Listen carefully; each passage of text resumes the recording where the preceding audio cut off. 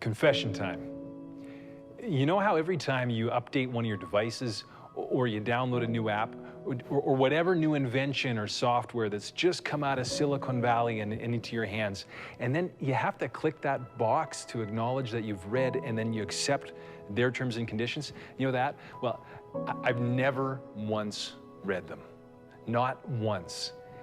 And I've updated and downloaded hundreds and maybe even thousands of times. And every time I do, I tell just a little lie so I can access all that the Lords of Silicon Valley have to offer me. See, that's the way the Lords of the Valley work. You have to bow down, just click and accept, and they'll give you everything you long for. All the entertainment you want, the connection you want. Need a ride? Click and accept. Looking for a date? Click and accept. Or something to eat, want to invest, learn a new skill? Click and accept. You'll find better sleep, more peace, help to meditate or mediate, eat better, move better, live better. See, increasingly, thanks to Silicon Valley, our lives are being digitized. And so our data, our pictures, our memories, our bookshelves, even our health records, it's being uploaded to the cloud. You know, we used to dream of living on cloud 9. And I don't know how many clouds there actually were back then, but now there's just one cloud, and we call it the cloud.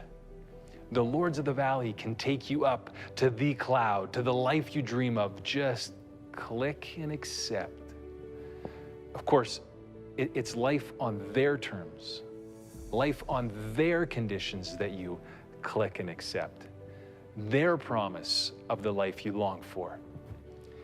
There's a biochip, and it's about the size of a dime, being developed by a company in Silicon Valley, of course, and it can be inserted into your body, and it will read and analyze your biofeedback, so it can send information or even alerts to your doctor that could save your life in a crisis. It's amazing.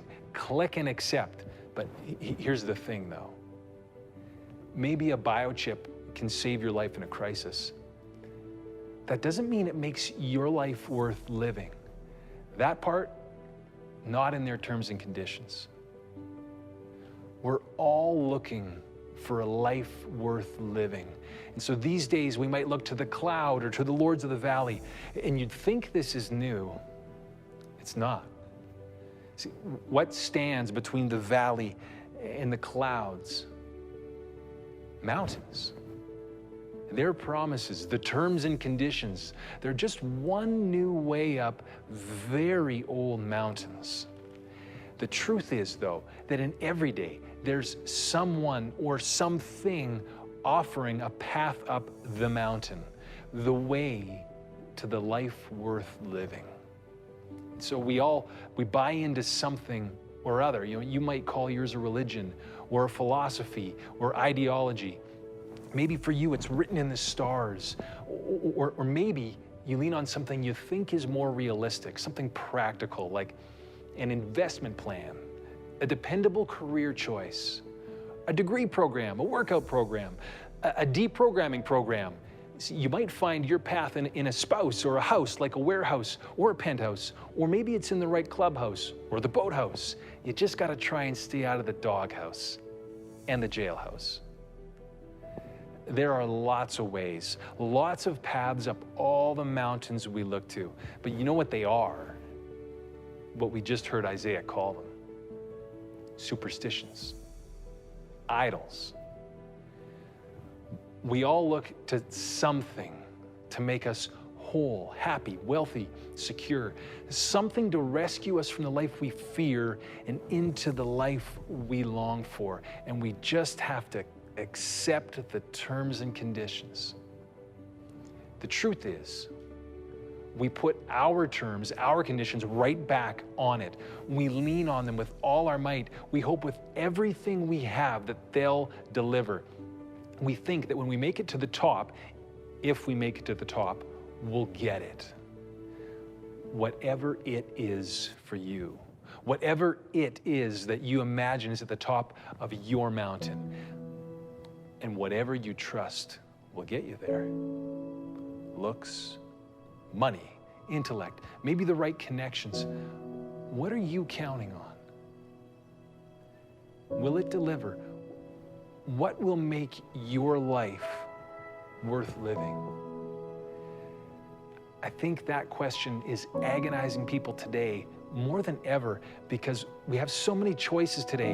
And if you choose the wrong mountain to climb, it can cost you everything.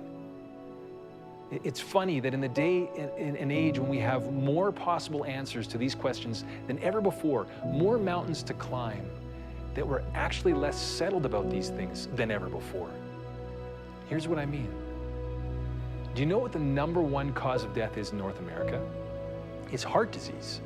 Hypertension, blocked arteries, bad genetics, too much stress, bad food, unhealthy lifestyles. That's the #1 killer in our part of the world. But it's actually getting better. Some of all this great technology, some of our medical health advances and the biofeedback analysis, all that, it's working. But here's where I'm going. Do you want to know what the fastest growing cause of death is in our part of the world? It's what the experts call diseases of despair. Overwhelming depression that leads to suicide, drug overdoses, alcoholic liver disease. For the first time in a long time, life expectancy in our part of the world has been decreasing. In spite of all the advanced healthcare strategies for heart disease or for cancer, people are dying of diseases of despair.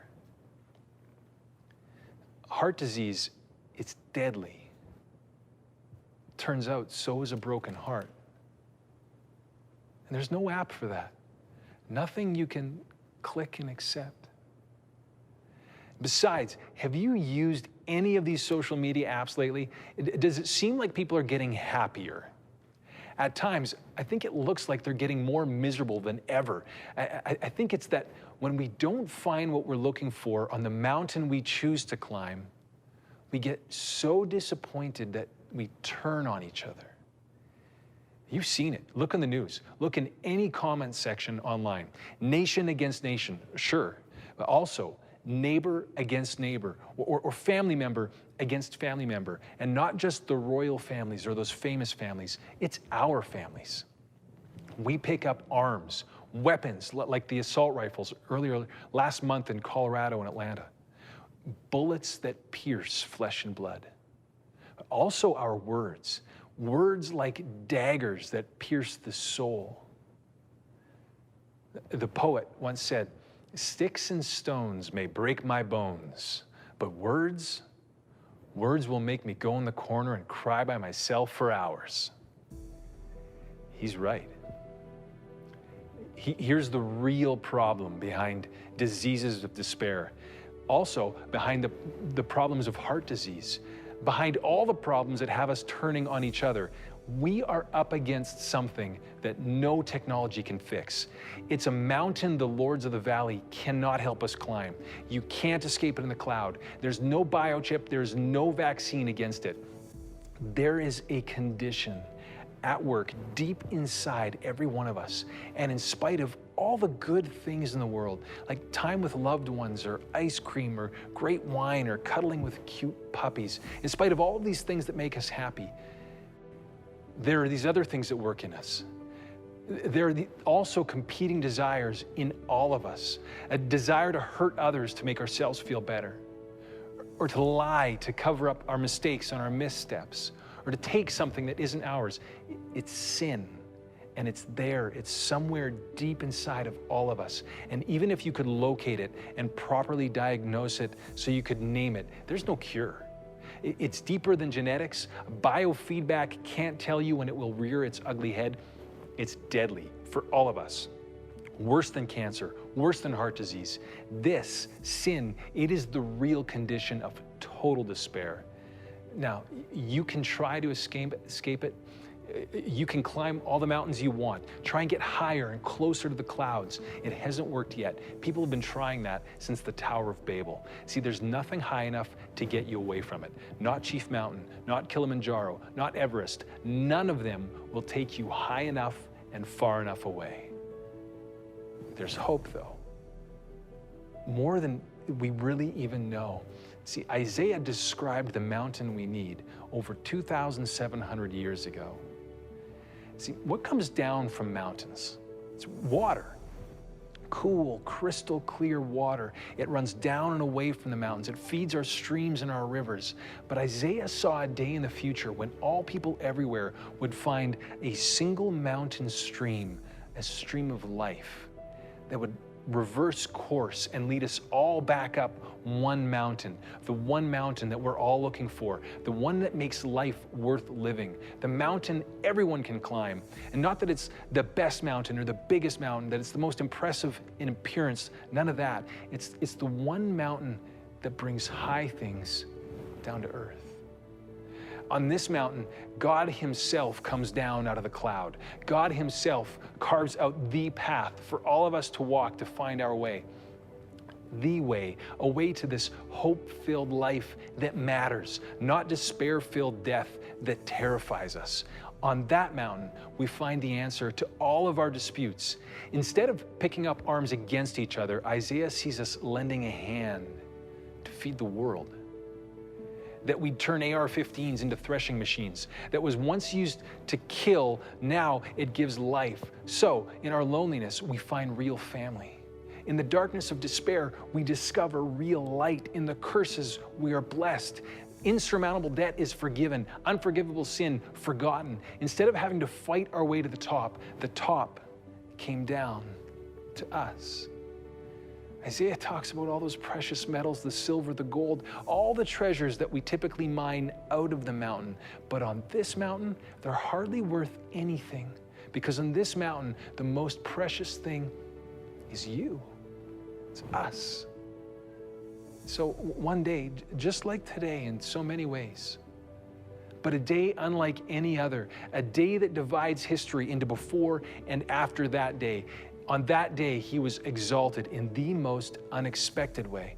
The word exalted that Isaiah used here, it means lifted up, set above all others, like into the clouds. And on that day, Jesus climbed the mountain we could never climb, with this burden on his back. And that it wasn't just a piece of wood. It was really all of our burdens, our despair, our disease, our deaths, our sin, removed, released. For good, your good. The man of sorrows, this suffering servant, he carried our wounds, our broken dreams, to be our Lord in our valleys, so that you could let all these things go. He carried them up, and then they lifted him up on that cross, exalted, not on a throne like the king deserves, on a cross, a tool of death. And there he fulfilled all the terms and all the conditions that we never could. He came down from the clouds to make the way up for you. And now there's only one thing for you to do. It's confession time. This means it's time to give up all the other mountains to meet him on his. And it's easier than you'd think, and it's even maybe the hardest thing you can imagine. But really, it's the only thing that matters. The life worth living can be yours. Where, like him on the cross, your pain leads to promise, hurt leads to hope, and death yields life. And you don't have to click, just accept, receive, because in great love, he filled all the terms and conditions for you.